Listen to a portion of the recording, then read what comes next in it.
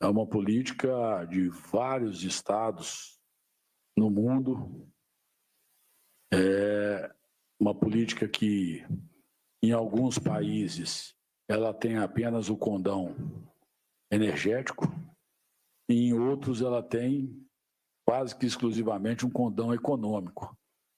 Países, por exemplo, que têm matrizes de energia nuclear, como a França, adota o horário de verão por uma questão muito mais econômica de impulsionar a economia em certos períodos do ano do que pela segurança energética. Isso foi implementado no Brasil na década de 2000. É uma política que eu destaco mais uma vez, nós vemos ela como uma política importante para assegurar, em especial, os momentos que a gente chama de sobrecarga na ponta.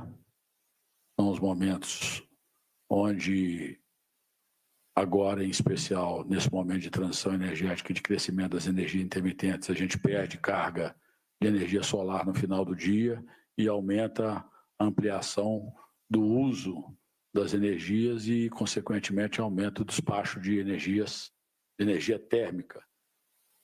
Repetindo, só para ser bastante didático, o Brasil é um país que ainda tem, na sua grande maioria de força de energia firme, o modal de energia hídrica, em especial por causa além das nossas PCHs, mas em especial por causa das grandes usinas que foram construídas nos 2 mandatos do presidente Lula, Belo Monte, Geral, Santo Antônio, e que reforçaram muito nossa segurança energética nacional.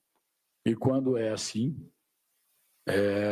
matrizes como essas dependem também de questões climáticas. E o Brasil viveu esse ano, está vivendo ainda, mas agora já dá demonstrações, estamos passando pelo momento mais crítico, com chuvas já no Sudeste, chuvas na cabeceira de alguns rios importantes no Brasil, mas o Brasil, conforme índice do CEMADEM, índice oficial do Ministério de Ciência e Tecnologia, viveu desde 1950, quando o CEMADEM fez o seu primeiro medição de índice pluviométrico, a maior seca da nossa história.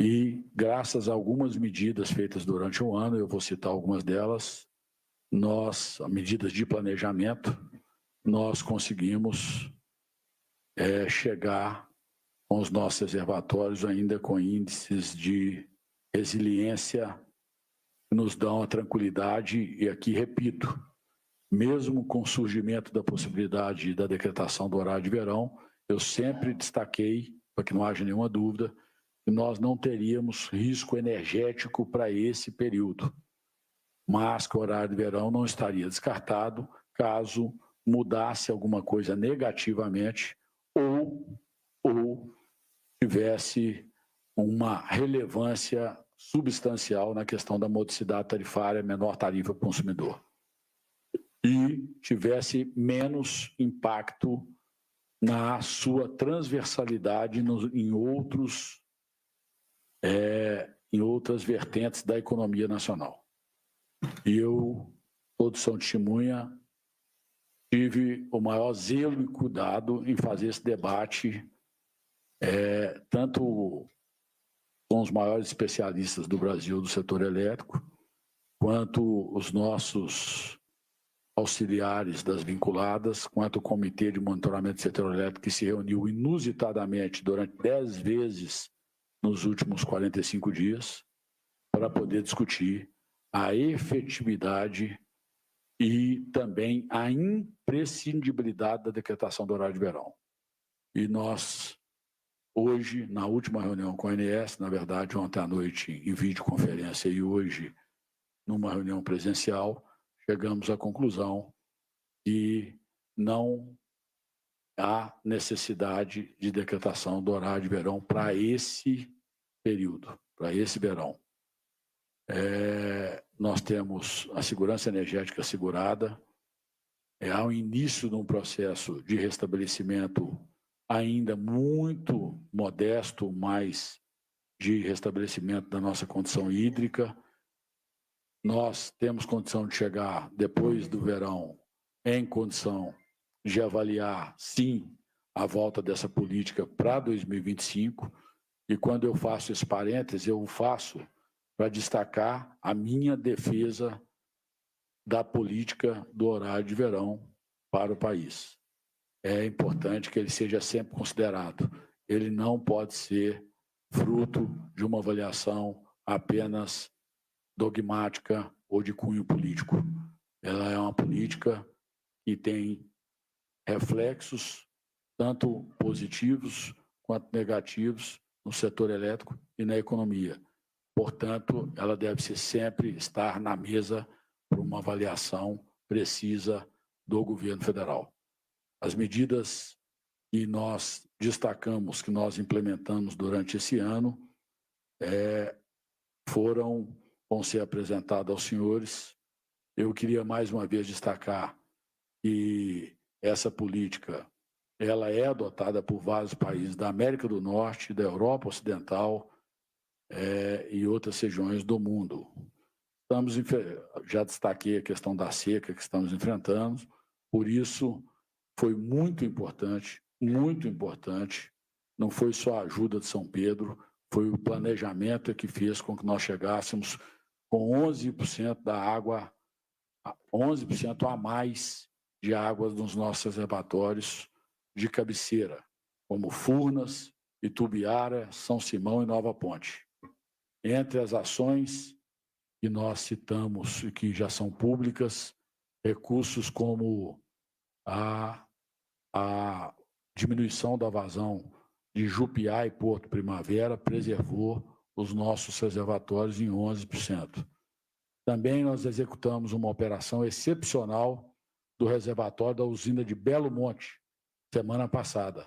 Se tornou público também para a utilização na ponta do sistema. Ou seja, durante o dia, a gente tinha uma vazão de 300 metros cúbicos por segundo, nós diminuímos durante o dia para poder usarmos no horário de ponta o excedente da água para poder assegurar o menor risco para naquele horário que o sistema é mais exigido. Aí se perguntarem, mas como que conseguiu reduzir durante o dia? Porque durante o dia, obviamente, nós estamos com o pico da energia solar contribuindo com o sistema. Então, foi uma medida importante e eu quero aqui de público reconhecer que a sensibilidade do meio da ministra Marina, ministra do Meio Ambiente, nesses dois temas foi fundamental. Em 2021, eu me lembro muito bem, eu estava no Senado da República, um dos motivos da gente ter feito aquelas contratações, a gente, que eu digo o governo, o país, aquelas contratações emergenciais de térmicas no PCS, foi exatamente o ministro que dizia e defendia o abrir porteira, passar a boiada, ele não conseguiu administrativamente um acordo com o meio ambiente para poder aumentar e regular melhor a vazão de Belo Monte. Se tivesse feito, a crise hídrica naquele momento seria de menor porte. O nosso governo, que é um governo que defende a questão do cumprimento da legislação ambiental da forma mais rigorosa, não transige na questão do cumprimento da legislação ambiental, mas tem bom senso, porque sabe que energia é vida e em momentos excepcionais há necessidade da gente prover a energia com fontes mais baratas e mais seguras para o consumidor.